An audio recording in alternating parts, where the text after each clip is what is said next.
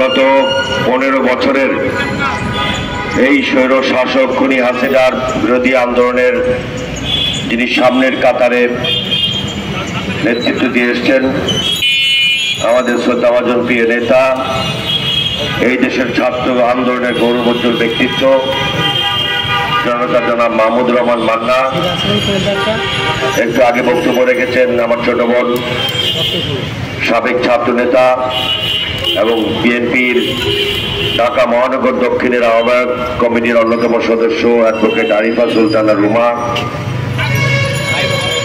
আজকের সভার সম্মানিত সভাপতি রেজাউল কবির শিকদার রেজা, আলতাফ হোসেন সর্দার, এখানে শহীদ এবং আহত পরিবারের সদস্যবৃন্দ এবং আমার সামনে এই 24-এর গণঅভ্যুত্থানে যারা আহত হয়েছেন, পঙ্গুত্ব বরণ করেছেন, তাদের কয়েকজন সহ উপস্থিত সকলকে আমার সংগ্রামী সালাম এবং শুভেচ্ছা। আসসালামু আলাইকুম।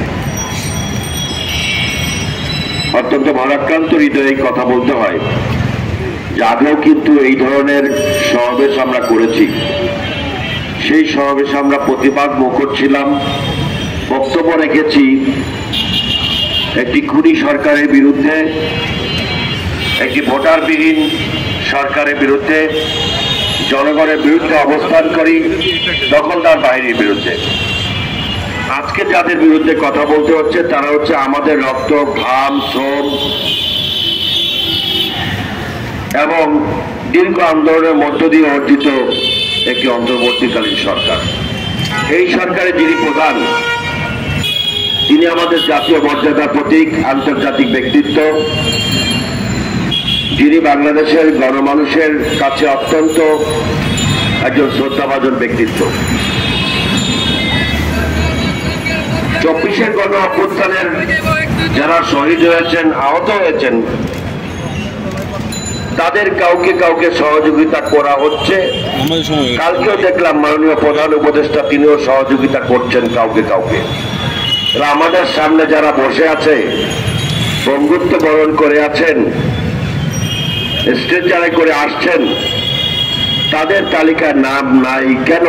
এটা সরকারকে জবাবদিহি করতে হবে। যেই বৈষম্যের বিরুদ্ধে আন্দোলন হলো, যেই গণতন্ত্র পুনরুদ্ধারের আন্দোলন হলো, যেই গণতন্ত্র পুনরুদ্ধার এবং ভোটের অধিকার প্রতিষ্ঠার আন্দোলন হলো, সেই আন্দোলনে কি আজকে বৈষম্যের মুখে পড়েছে কিনা এটা দেশবাসীর প্রশ্ন।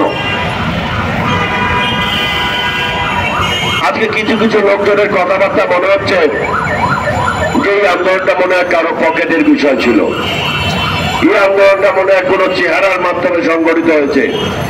এই আন্দোলনে গত 15 বছরের লক্ষ লক্ষ মানুষের জীবন, প্রাণ, ঘুম, রক্ত, সমস্ত কিছুর মাধ্যমে সমস্ত মানুষের সম্মিলিত প্রচেষ্টা কিন্তু আন্দোলন সফল হয়েছে। এই আন্দোলনের ক্রেডিট দেওয়ার কোনো বিষয় নেই। এই আন্দোলনের মাধ্যমে মানুষের সাময়িক শক্তি মিলেছে, এটাই হচ্ছে সবচেয়ে বড় কথা।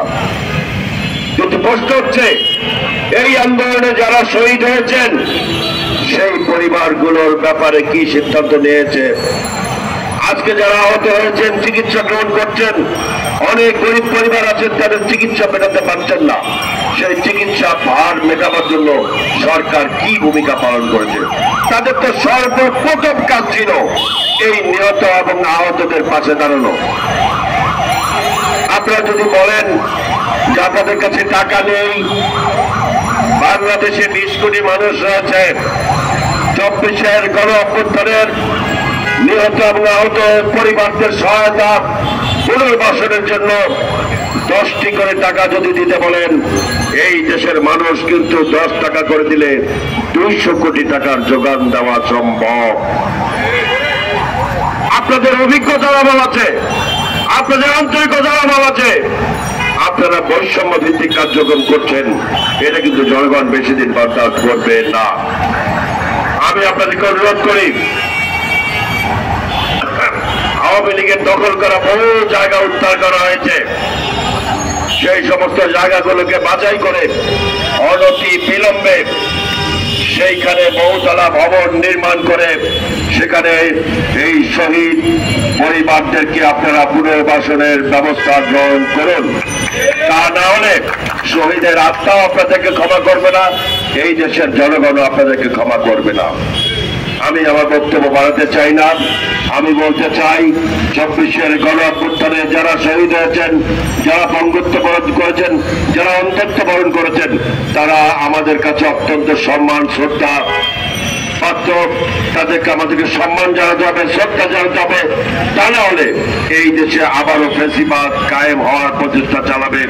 আজকে ফ্যাসিবাদ বিরোধী জাতীয় ঐক্যকে বিনষ্ট করবার জন্য কোন কোন মহল চক্রান্ত করছে।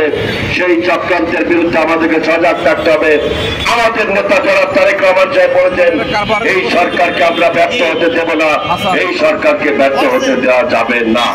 তার মানে এটা নয় যে আজকে রিক্সাওয়ালারা সারা রিক্সা চালানোর পরে ঘরে তাদের চাল কেনার পকেটের টাকা থাকে না। আজকে তাদের নিত্য প্রয়োজনীয় দ্রব্যমূল্যের দাম খুনি হাসিনার আমলের চেয়ে অনেক বেশি। এই কথা স্বীকার করার কোনো উপায় নাই। আজকে ভোটের কথা বললে, নির্বাচনের কথা বললে এই সরকারের আশেপাশে যারা রয়েছেন তাদের চোখ ভুরু অনেকের কুচকে যায়। ভোটের অধিকার চাওয়া কি কোনো অন্যায় বিষয়?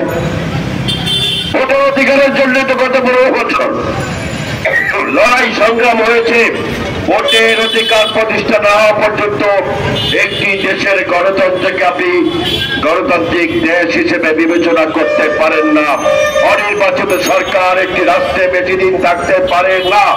6 মাস একটি সুষ্ঠু গ্রহণযোগ্য নির্বাচনের জন্য অনেক সময় যদি আপনাদের সদিচ্ছা থাকতো, আন্তরিকতা থাকতো, এই 6 মাসের মধ্যেই আপনারা একটা নির্বাচনী পরিবেশ তৈরি করতে পারেন।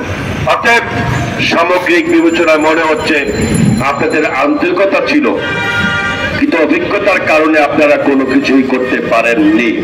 যা যা করেছেন শুধুমাত্র কয়েকজন ব্যক্তির ইচ্ছা অনুযায়ী বা কোনো কোনো গোষ্ঠীকে খুশি করবার জন্য করেছেন। দেশের জনগণের স্বার্থে দেশকে একটি নির্বাচিত সরকারের হাতে তুলে দেওয়া আপনাদের নৈতিক দায়িত্ব। সেই পথে হাঁটুন, সেই পথে চলুন। আমরা আপনাদেরকে সহযোগিতা করে আসছি, সহযোগিতা করতে চাই। আপনাদের সকলকে ধন্যবাদ। আসসালামু আলাইকুম।